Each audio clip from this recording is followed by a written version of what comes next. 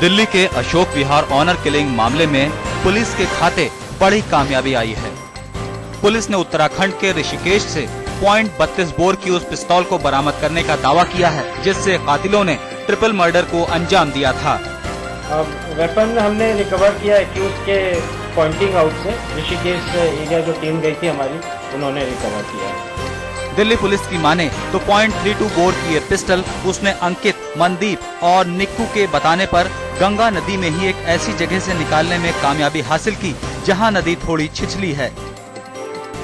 High profile honour killing के इस मामले में आला तत्व के बरामद होने से जहां तफ्तीश को एक नई जान मिली है, वहीं ये भी सवाल खड़ा हो गया है कि जो असलहा मुलजिमों ने तेज बहती गंगा नदी में फेंक दिया था, वो आखिर इतने दिनों बाद अचानक पुलिस के हाथ कैसे लग गया।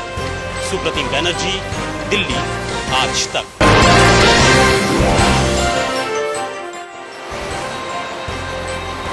दिल्ली की सड़कों पर अगर आप गाड़ियां दौड़ा रहे हैं तो जरा संभल कर, क्योंकि आप पर सिर्फ ट्रैफिक पुलिस की नजर नहीं है, बल्कि आपके साथ चल रहे लोग भी आप पर नजर गड़ाए हुए हैं। ऐसे में आप ट्रैफिक के नियमों के साथ खिलवाड़ कर बच नहीं पाएंगे। दिल्ली पुलिस ने इसी साल 3 मई को फेसबुक अकाउंट खोला है। 2 महीने में ही करीब 10,000 लोगों ने इसे पसंद किया है। इतना ही नहीं, इस दौरान ट्रैफिक पुलिस के फेसबुक अकाउंट को फोटो और वीडियो क्लिप्स के जरिए 383 शिकायतें मिल चुकी हैं। इन शिकायतों के आधार पर ट्रैफिक पुलिस 97 वाहन चालकों को नोटिस चालान भेज चुकी है। किसी को वायलेशन करते हुए देखते हैं तो ट्रैफिक वायलेशन को इमीडिएटली उस सोशल नेटवर्किंग साइट्स पर हमें रिपोर्ट कर सकते हैं। कानून एवं व्यवस्था बनाए रखने वाली दिल्ली पुलिस ने कानून का पालन करने वालों को ये जिम्मेदारी दी है कि वो कानून तोड़ने वालों के प्रति पुलिस को आगाह करें। अब देखना ये होगा कि इस पहल का कितना असर होता है। कैमरामैन जाफर के साथ चिराग गोठी, दिल्ली, आज तक। घाटी सुलग रही है। सोपोर का बवाल उत्तर कश्मीर से लेकर दक्षिण कश्मीर तक फैल चुका है, लेकिन जितना ये बवाल बढ़ रहा है उतने ही सवाल भी खड़े कर रहा है।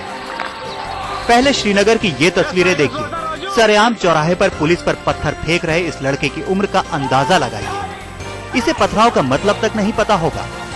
कश्मीर पुलिस इसका जवाब भी जानती है। इसी साल मार्च में कश्मीर पुलिस ने कुछ लड़कों को पकड़ा था जिन्होंने कबूल किया था कि उन्हें पथराव के लिए बाकायदा पैसा मिलता है।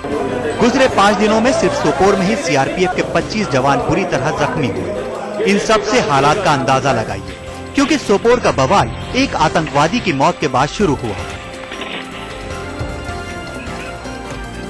अब केंद्र सरकार ने भी कश्मीर के हालात को लेकर हस्तक्षेप करना शुरू कर दिया है।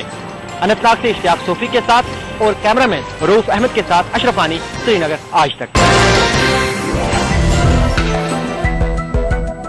लश्कर तैयबा के आतंकवादी डेविड कोलमैन हेडली ने अमेरिका गई भारतीय टीम के सामने कई राज उगले हैं, जिसका आज तक पर खुलासा किया है केंद्रीय गृह सचिव जी.के. पिल्लई ने।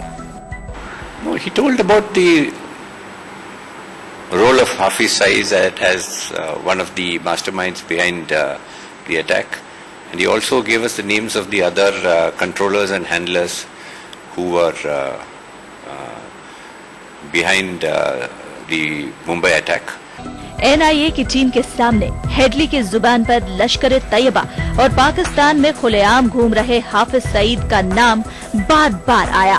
उसने बताया कि मुंबई पर हुए हमले का मास्टरमाइंड है हाफिज सईद। हेडली ये भी जानता है कि हमले के वक्त पाकिस्तान में बने कंट्रोल रूम में कौन कौन था।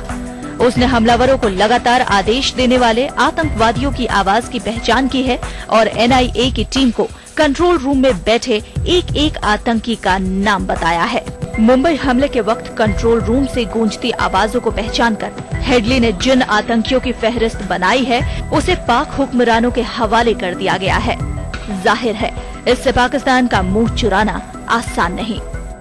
हरिंदर बवेजा, दिल्ली, आज तक। राजस्थान में बीकानेर के देहाती इलाके में इस घर को देखिए। 2 जून की रोटी, तन ढकने को कपड़ा और आशियाने का जुगाड़ किसे कहते हैं जरा देखिए।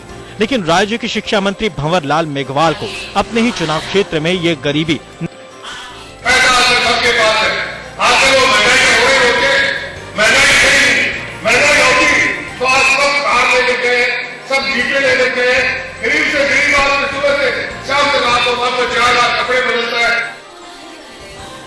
मंत्री जी कह रहे हैं कि गरीबी कहीं नहीं है।